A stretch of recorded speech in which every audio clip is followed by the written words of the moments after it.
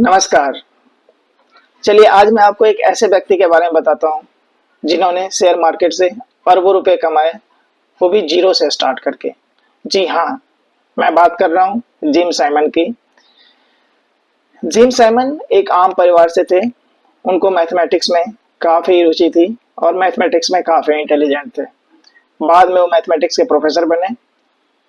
शुरू में उन्हें शेयर मार्केट, शेयर बाजार, ट्रेडिंग का कोई भी नॉलेज नहीं था, कोई भी एक्सपीरियंस नहीं था।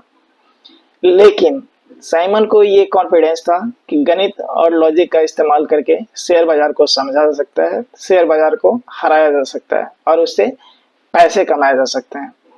उन्होंने सोचा कि कंप्यूटर और मैथमेटिक्स के फॉर्मूलों से बाजार के चाल को समझें। 1982 में उन्होंने एक कंपनी की शुरुआत की जिसका नाम था रेनेसांस टेक्नोलॉजीज। यह कंपनी शेयर बाजार में कंप्यूटर प्रोग्राम और मैथमेटिकल मॉड्यूल से ट्रेड करती थी, जिसे क्वांट फंड कहा गया। उनका फंड दुनिया का सबसे सफल हेज फंड बना। मेडेलियन फंड नाम का उनका फंड हर साल 66% का रिटर्न देता रहा, जो किसी भी इन्वेस्टर के लिए रिकॉर्ड है। आज भी उनका रिकॉर्ड कोई भी बीट नहीं कर पाया है। अगर मैं नेटवर्थ की बात करूं तो उनका नेटवर्थ एक टाइम पे $25 बिलियन से ज्यादा चला गया था। जी हाँ, $25 बिलियन। उन्होंने अरबों डॉलर दान में भी दिए।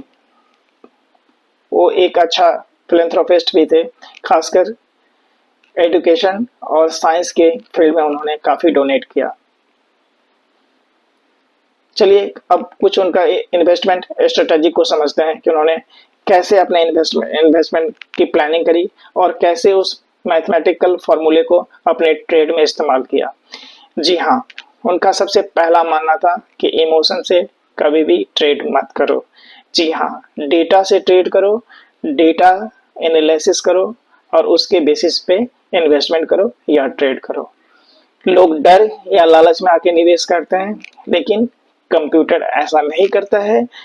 कंप्यूटर हमेशा डेटा को एनालिसिस करके ही निवेश या ट्रेड करता है। उन्होंने ट्रेडिंग के लिए डेटा और गणितीय मॉडल, मैथमेटिकल फॉर्मूलों का इस्तेमाल किया, जिससे उनका हर ट्रेड सटीक बैठा। उनका मानना था कि बाजार के पैटर्न को समझो।